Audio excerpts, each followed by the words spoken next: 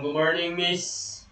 I am Brandon O. Tumulak from Miss IT2C, and I'm going to present our final performance task in Datacom.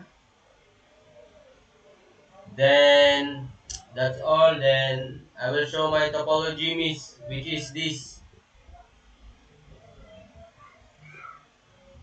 Miss. So, first, router. Then, connect to core layer 3 to DHCP to assign IP address. And after that, Miss, nasa rank na admin switch which is the VLAN 10 with the IP address of 192.168.10.0 over 24. Then the IT switch is the VLAN 20 with the IP address of 192.168.20.0 over 24, Miss. Same na sila, Miss. Then after that is the sales switch.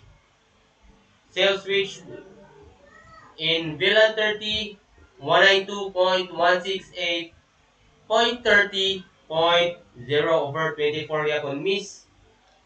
Then the admin PCs consist 3, Miss, 3, which is this with a VLAN 10 of same ran is siya o IP address, Miss, 192.168.10, pero the PC1 of admin, Miss, 10.10. And the other one, Miss, is 10.11. Then the third PC of the admin, Miss, is 10.12. Next is the IT switch. The IT PCs, same na siya o kuan, Miss, kanang IP address 192.168.20, pero yung last is 10 sa first PC sa IT, Miss, 20.10. And the second PC in the IT switch is 20.11. Also, sa third PC sa IT PC in the switch, Miss, is 20.12. That's it, Miss, for IT, Miss. And in the sales switch, Miss, in VLAN 30, nasa siya tulo ka PC, Miss, for their sales, which is the 0.30, 0.10, and 30.11 sa ilang second PC, and 30.12 sa ilang third PC, Miss. After that, Miss, kay mag sa troubleshooting na ta. Asa to? Tumao. Asa na to? Are. So, first scenario, Miss. First scenario na to kay device VLAN 10 cannot ping. So, possible cause na niya, Miss, is either VLAN routing is not properly configured in layer 3 switch, or the trunk link between the access switch and the core switch is missing. Why it happens, Miss? Because VLANs are designed to isolate traffic by default in VLAN 10 and VLAN 20, and it completely separate broadcast domains and cannot talk each other. Then without a layer 3 device, Miss, like a router or layer 3 switch, actively routing between them, and the packets from VLAN 10 have no path to reach VLAN 20, Miss. And if the trunk port is configured to carry both VLAN, traffic simply never reach course 1 routing. So, solution na namin niya, Miss, is based on my understanding is i-verify that switch sa kung Miss, kanang SVI, which is the switch virtual interfaces niya, create for both VLAN 10 and 20 and VLAN 20 on the layer 3 switch, Miss, to get the correct IP. Gateway IP day. Then make sure that Miss, the routing is enabled on the layer switch. Then Scenario 2, miss. Some PCs are getting incorrect IP address. Now yung inana, miss. Kanang malibog ka. Para na ako, miss. So, possible cause na, miss, kay there is a rogue or unauthorized DHCP server or on the network, excuse me, miss, or that this DHCP pools misconfigured and assigning addresses. Why it happens? So, it happens when a PC sends a DHCP request. It broadcasts to the network looking for any available DHCP server.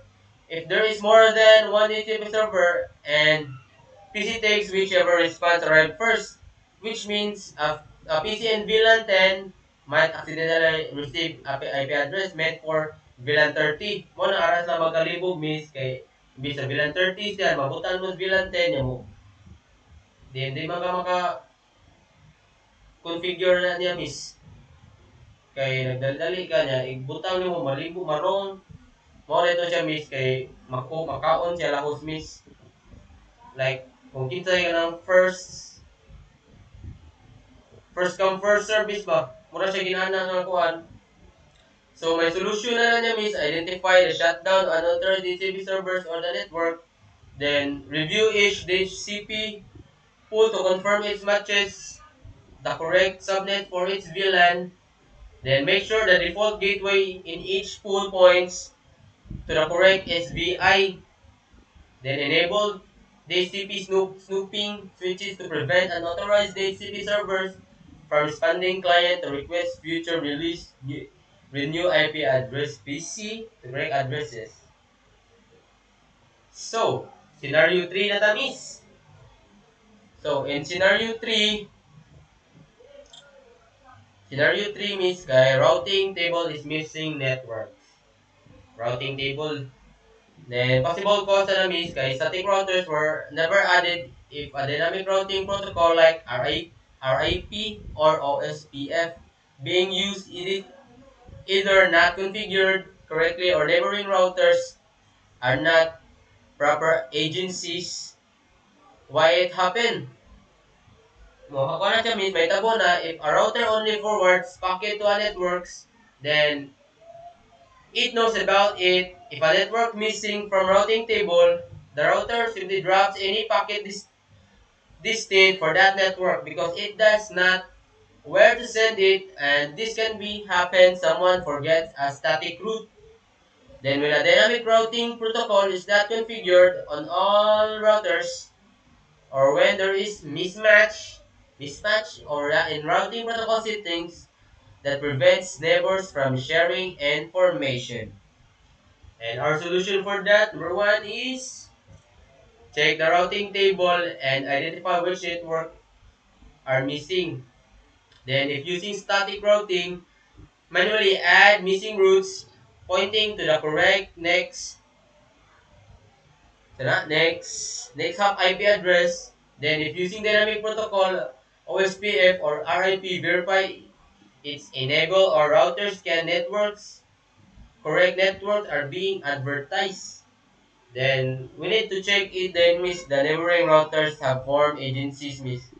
Then after fixing configuration, missing networks now appear in routing test connectivity. Then unsa to siya dre? And in reflection, miss, VLAN segmentation improves security and reduce broadcast trafficking by isolating departments and logically even and same physical infrastructure. So why does VLAN miss? Mo to miss. Then how does dynamic routing improve scalability? So my answer of that is routers automatically share and update route information, removing the need for manual updates when the network grows. Then what could happen if no proper IP address plan is used? So no proper addressing plan leads to conflicts, inconsistent subnetting, and communication failures that are very difficult to troubleshoot. And that's all, miss. Thank you.